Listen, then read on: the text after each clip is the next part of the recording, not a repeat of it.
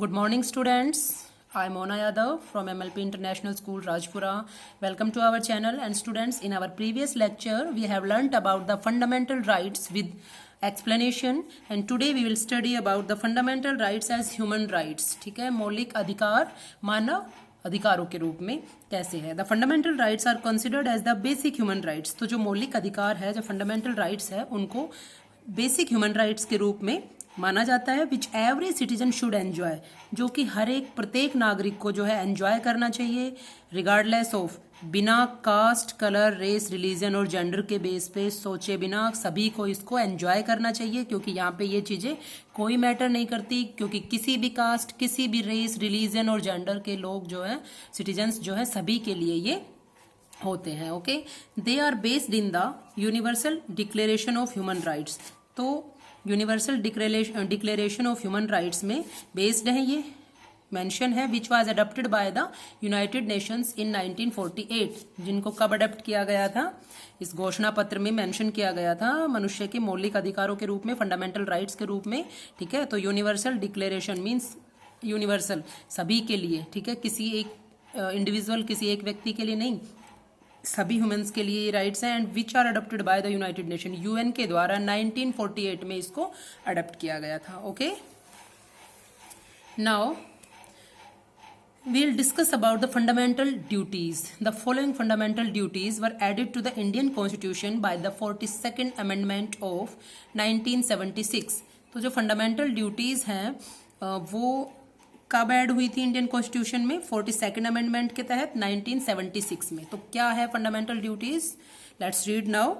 To abide by the constitution and respect its ideal and institutions, the national flag and national anthem. ठीक है, means कुछ rights के बारे में जो हमने पढ़ा है, तो कुछ ड्यूटीज भी इसके साथ हमारी बनती हैं कि हम अपने कर्तव्यों को भी निभाएं. क्योंकि कॉन्स्टिट्यूशन अगर हमें राइट्स प्रोवाइड कर रहा है, तो हम बदले में क्या देंगे? अपनी ड्यूटी निभाएंगे. मीन्स हमारी सबसे पहले ड्यूटी क्या है कि हम अपने अधिकारों को ध्यान में रखते हुए किसी दूसरे के अधिकारों का हनन ना करें. ठीक है, उनको वोयलेट ना करें. Then to abide by the constitution means संविधान का पूरी तरह से पालन करना, उसको मानना. And respect its ideals and institutions, और इसके इंस्टीट्यूशंस की और इसके आदर्शों की सम्मान करना. The national flag and the national anthem, like national flag and national anthem. ठीक है, अपने राष्ट्रीय झंडे का और राष्ट्रीय गान का सम्मान करना.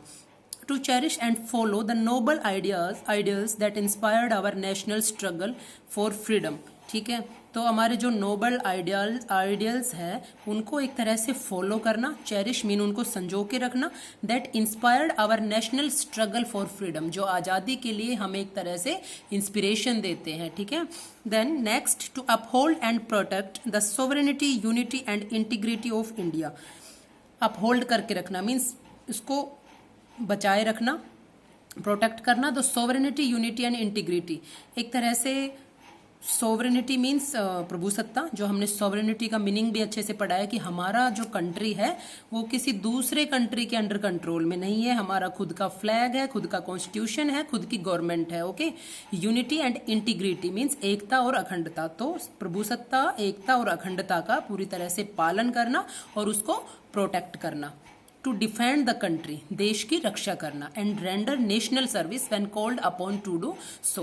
ठीक है, और कभी भी जब नेशनल सर्विस मीन्स देश की सेवा के लिए जब कहा जाए तो उसके लिए रेडी रहना. ठीक है, अपनी सेवा जो है मीन्स अपनी सर्विस प्रोवाइड करना कि हमें जब भी मौका मिले तो हम कंट्री के लिए कुछ कर सके.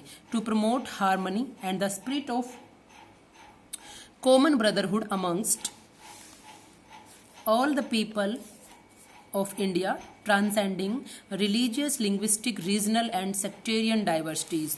तो इसका मतलब क्या है कि हार्मनी को प्रमोट करना. हार्मनी मीन्स तालमेल, मीन्स आपस में एक मधुर संबंध बना के रखना सभी से. And the spirit of common brotherhood, और कॉमन ब्रदरहुड मीन्स भाईचारे की भावना को. Amongst all the people of India, सभी लोगों के बीच में इसको प्रमोट करना. ट्रांसेंडिंग रिलीजियस, किन चीज़ों से पार करना इसको, ये मैंने कुछ वर्ड मीनिंग्स जो है हिंदी में भी आपके लिए लिख दिए हैं, जो डिफिकल्ट वर्ड मीनिंग्स है. रिलीजियस, लिंग्विस्टिक मीन्स भाषा के मैटर में, लैंग्वेज के मैटर में, रिलीजियस धर्म के मैटर में, रीजनल क्षेत्र से संबंधित, या सेक्टेरियन डाइवर्टीज. ठीक है, तो इसको मतलब सांप्रदायिकता. तो इन सबसे पार होके या इन सबसे आगे बढ़ के क्या करना, प्रमोट करना harmony and spirit of brotherhood को, भाईचारे की भावना को और तालमेल के संबंधों को, तालमेल से मधुर संबंधों को बनाए रखना। To renounce practices derogatory to the dignity of women, ठीक है, महिलाओं की गरिमा के लिए, डिग्निटी मीन्स गरिमा, उनकी जो रिस्पेक्ट है उसको बनाए रखने के लिए जो अपमानजनक प्रथाएं हैं, डेरोगेटरी मीन्स अपमानजनक प्रथाएं हैं, उनको रिनाउंस करना मीन्स उनको रोकना, उनका त्याग करना, उनको छोड़ना, ठीक है। To value and preserve the rich heritage of our composite culture, ठीक है, अपनी जो कंपोजिट कल्चर है मीन्स अपनी जो समृद्ध विरासत है, संस्कृति है, उसको एक तरह से अपनी परंपरा को बचाए रखना और उसका सम्मान करना, उसको महत्व देना, ठीक है। दोबारा से सुन लो, to value and preserve the rich heritage of our composite culture, अपनी संस्कृति का मीन्स सम्मान करना, और हेरिटेज मीन्स होता है परंपरा, ठीक है, तो अपनी परंपरा को बचाए रखना और उसको वैल्यू देना या उसका सम्मान करना।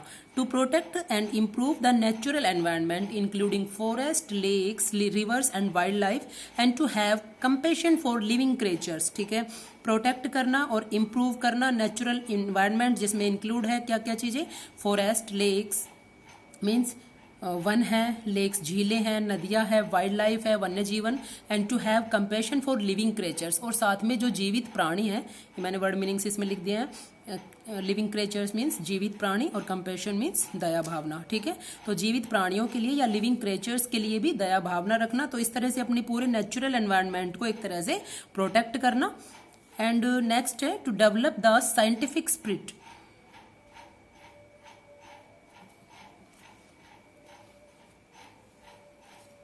to develop the scientific spirit means जो साइंटिफिक स्पिरिट मीन्स जो वैज्ञानिक भावना है, मीन्स विज्ञान है, जो तकनीक है उसको और ज़्यादा डेवलप करना। ह्यूमनिज्म मानवतावाद, जो हमारा एक इंसानी नेचर है उसको एक तरह से डेवलप करना, दूसरों के लिए वॉयलेंस वगैरह की जो भावना है उसको त्याग देना। And the spirit of inquiry and reform, inquiry means जांच एंड रिफॉर्म मीन सुधार, ठीक है। तो एक तरह से स्पिरिट ऑफ इंक्वायरी मीन्स जांच और सुधार की भावना को भी बढ़ावा देना। मीन्स हम किसी भी तरह से अपने राइट्स के लिए इंक्वायरी कर सकते हैं, लेकिन दूसरों के लिए हमें अपनी कुछ ड्यूटीज़ निभाने की ज़रूरत होती है। मीन्स हम अपने राइट्स को फॉलो करें, अपने राइट्स को यूज़ करें, बट हम दूसरों के राइट्स को वॉयलेट ना करें, ठीक है।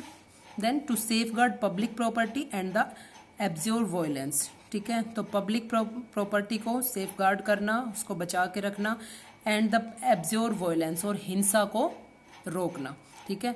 तो पब्लिक प्रॉपर्टी का मतलब यहाँ पे कहाँ किस चीज़ से है, जैसे मान लो नेशनल पार्क्स हो गए या अदर थिंग्स जिनको सब यूज़ करते हैं, वो पब्लिक प्रॉपर्टी कहलाती है, ओके। तो उसको एक तरह से संरक्षण करना, बचा के रखना, उसको नष्ट ना करना ये सोच के कि ये अगर हम इसको नष्ट करेंगे तो बाकी लोग जो है वो उसको कुछ नहीं बोलेंगे, बट वो क्या है कि पब्लिक प्रॉपर्टी है, मीन्स वो हमारी भी ड्यूटी बनती है कि हम उसको सेफ रखें, ठीक है, क्योंकि वो सभी के लिए है। एंड द एब्जॉर्व वॉयलेंस, और जो हिंसा है उसको रोकना।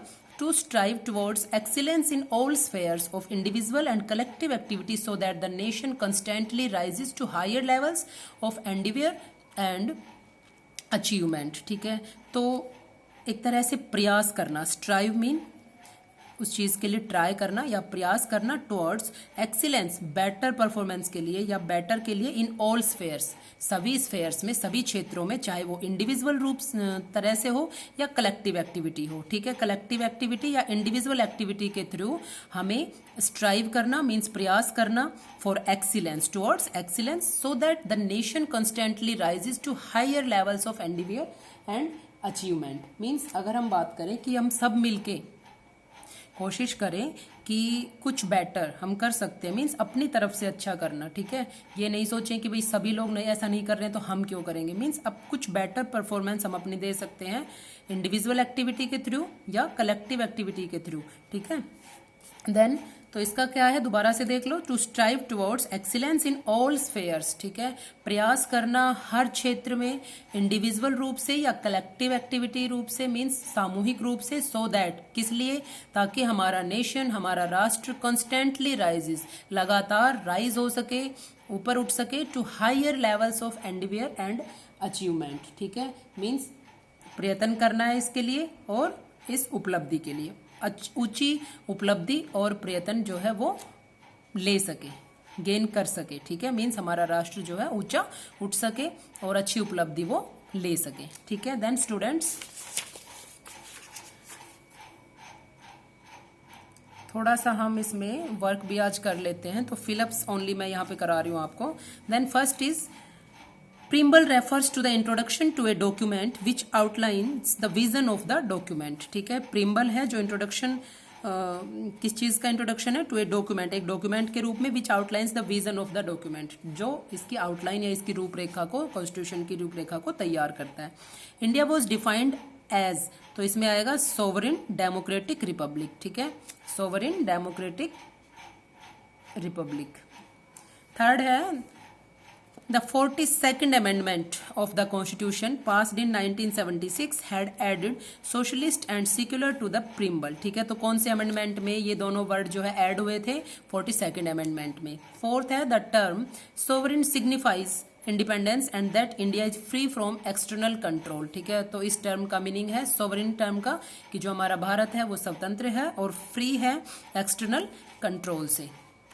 फिफ्थ आता है इंडिया हैज इट्स ओन, तो क्या है भारत के पास अपनी सरकार, गवर्नमेंट, ठीक है, which makes her own laws and governs her own citizens. तो India has its own government which makes her own laws, जो अपने कानून खुद बनाती है, and governs her own citizens, और अपने नागरिकों को खुद ही गवर्न करती है, ठीक है। नेक्स्ट सिक्स्थ है which term emphasize the objective of promoting social and economic inequality. Then answer is socialist, समाजवादी टर्म जो है सोशलिस्ट टर्म एम्फेसाइज करती है किस चीज के ऑब्जेक्टिव को, promoting social and economic inequality, ठीक है। देन फिलअप्स जो है वो आज आपको अपनी फेयर नोटबुक में करने हैं।